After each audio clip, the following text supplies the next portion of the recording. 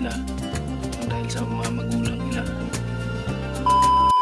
Yo mga kasani, isang mapagpalang araw po sa ating lahat at welcome po muli sa ating munting channel. At ngayon nandito tayo sa mga batang maguling at in-update natin si Bunsoy. Tulungan lang namin, lagyan namin yung yero niya ng Volcacel. Alright, so ayun si Bunsoy. Good morning si Bunsoy, no? Shoutout po sa lahat ng nag-sponsor dito sa mga batang maguling. At maraming salamat. Especially kay Idol Franstar. Siya po yung nag-vlog dito para sa mga bata. Nakabahay yung mga bata na dahil sa kanya. Siyempre, maraming salamat sa mga viewers ni Idol Franstar nung nandito pa siya. At sa lahat ng gumagawa dito sa bahay ng mga batang maguling. At nung dati, kumpleto pa sila si Bunsoy. Nandun pa si nanay. Tapos yung mga kapatid niya. Si nanay kasi mga kasanay pumanaw na. Kaya, ayan, so wala nang nag-alaga sa mga bata dito sa bahay nila. Kasi si nanay ay nagpahinga na. Kasi matanda na si nanay mga kasanay. Ngayon, yung mga kapatid ni Bunsoy ay niwan naman si Bunsoy mga kasanay ng kanyang mga kapatid, si Rosalinda, tapos si Troy. Si Troy mga kasanay nandito sa Makaway sa tiyain niya, kaso lang ayaw umuwi dito kaya nag-iisa lang si Bunsoy. So si Bunsoy, niyaya to ng kanyang nanay kasi umuwi dito yung nanay niya nung nakaraang araw.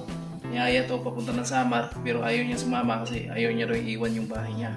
No, so mas okay naman. Kasi pag walang tao dito sa bahay nila mga kasanay ay mabilis lang tong mabubulok, no? Kasi walang nag-aasikaso. So mas okay na nandito si Bunsoy. So ang gagawin natin ngayon, i-update lang natin si Bunsoy. Kausapin lang natin palagi. Kung meron tayong pupuntahan, pwede natin isama siya kung wala siyang trabaho, no? So at least meron siyang makakausap mga kasanay. Kasi napaka-boring daw na wala siyang kausap dito at nag-iisa lang siya dito sa bahay niya. May pira daw siya. Kung may pira daw siya, ipapayos niya yung bubong niya. Kasi ayun nga, butas-butas na. So sikasuin namin yan ngayon. So kung okay pa yung Volcacel niya, kung didikit pa yun. Nagsaing si Bunsoy mga kasani para pang umagahan niya. Maya-maya na kami magtrabaho. Gawa ng basa pa yung yero. Diba? Ganda na lababo niya mga kasani kasi tiles talaga, no? Tapos malinis na tingnan yung tiles niya eh. So kung naalala nyo mga kasani si Bunsoy nung una na vlog ni Idol Franstar, no? So sila po yung tatlong batang mag-uuling. Siya po yung bilang nag-alaga ng kanyang mga kapatid kasi sobrang maliliit pa yung mga kapatid niya, iniwan ng kanyang mga magulang. Siya na po yung bilang naging magulang sa mga kapatid niya. So ngayon, siya na po yung nag-iisa ngayon kasi iniwan na naman siya sa mga kapatid niya, no? So nandito naman tayo, lagi tayong nakaalalay kay Bunsoy, lagi natin kinakausap.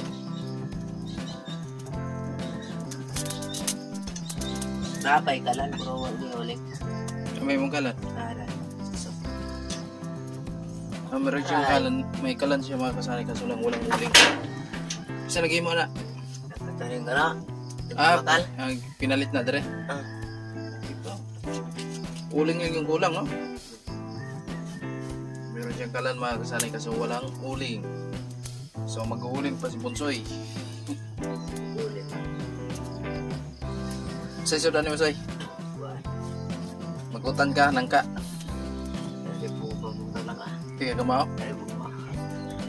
Maraming bunga yung nangka yung mga kasani. Ayan o. Kita po natin. Sarap magulay. Maraming bunga yan. Hanggang sa taas yan dyan. May upuan na yan. Ginawa ng upuan dyan ni Bunsoy.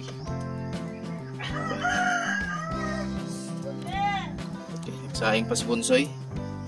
Maya rami akit sa taas. Mamakay manok diri soy. Ha? Mamakay manok.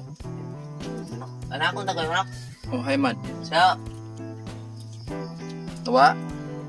Ito, inari po si John. Gipalit. Gipalit siya mo ha? Oh, bayag laki no? Awa na kay manok. Maganda may manok ka, soy.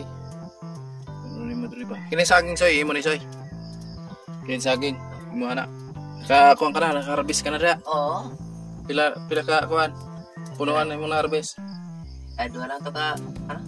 Dua lang ka bulik. Oh, katong karaton na no, kada ba? Pila pala. Harvest na pala si Bunsoy. Huwag kami nga kay Rosalinda soy. Why?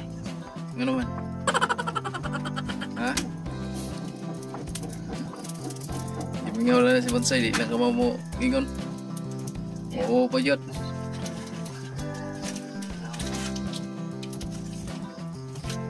Si Troy, huwag man yung mga to ah. Ay, meron mo ito gawan. Oh, Balik ko. adik siya mo star re. Ambot ka. Pumunta pala si Troy dito mga kasanay kaso lang hindi natin nabutan. Kisa ikaw ba? Si Ende.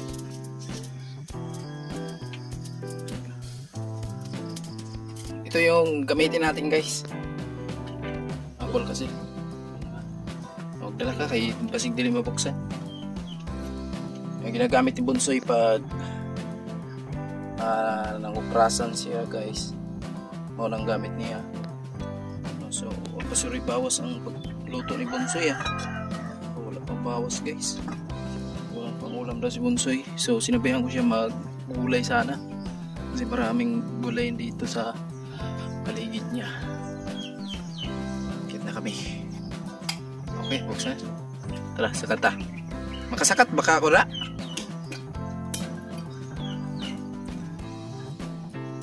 Sakat na. Sakat no. Sakat yung unggoy. So, akit kami.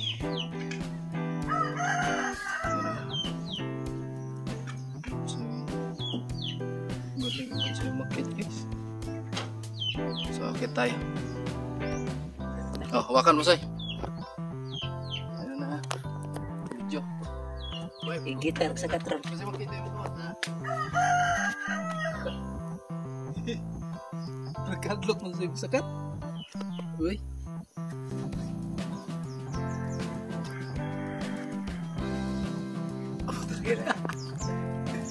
Kaya? Magbunta? Yan ha. Dapat kumita ko sa yeah! Hirap. So dito na tayo sa taas. Lagyan na ni Bunsoy ng bulka sila sa yung butas oy. Di gabok soy. Di gabok pagpatungan. Usa man siya lansangan soy. Katong nasa, Malawak to mga kasari. May pintura naman yung taas ng yero. Kaso lang doon sa loob wala nang pintura. So ang gagawin namin ay lagyan namin ng bulkasil. Nakatakot dito baka mamaya bulok na to soy.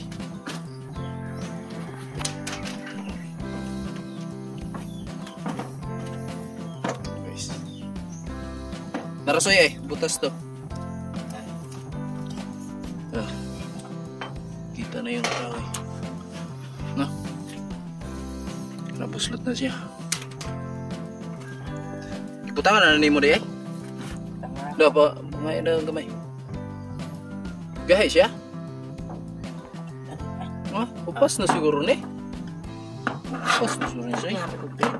Ha? Uy.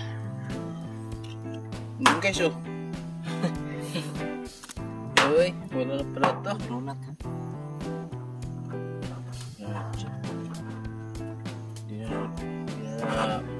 Hindi naman yung pilit guys. Hindi naman pilit makakasani Basta pala ito. Expired na ito soy.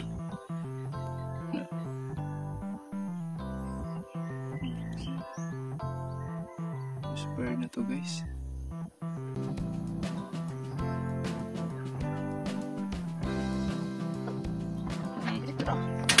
Subukan natin basahin guys kasi ayaw lumikit. Basta, mapilit siya.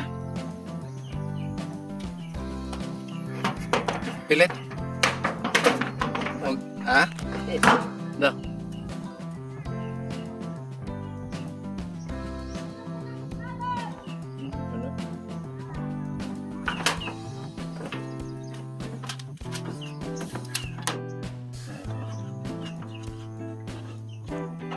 lumabas na guys. Ayaw talaga. Digid soy.